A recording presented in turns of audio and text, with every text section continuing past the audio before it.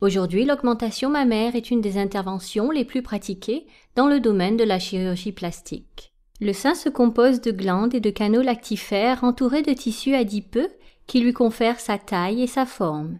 L'élasticité de votre peau contribue également à la forme de votre poitrine.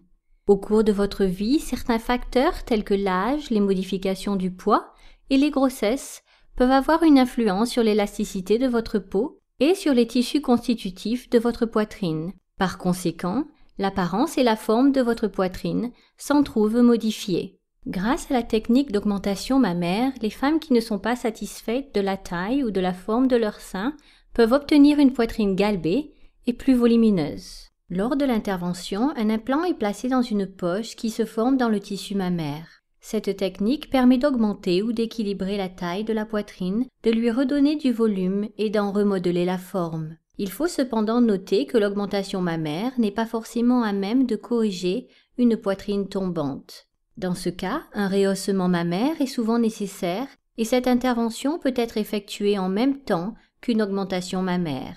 Avant l'opération, expliquez très clairement à votre chirurgien l'aspect que vous souhaitez donner à votre poitrine afin d'obtenir le meilleur résultat possible. Son rôle est de vous expliquer en détail les possibilités qui s'offrent à vous et de s'assurer que vos attentes sont réalistes. Les implants mammaires sont très différents les uns des autres. Plusieurs tailles et profils sont bien sûr disponibles et la forme, la texture et le type de remplissage varient également en fonction du type d'implant. Il existe deux formes principales d'implants, rondes ou anatomiques. Les implants mammaires ronds augmentent le volume du sein sur l'ensemble de sa hauteur et de sa largeur.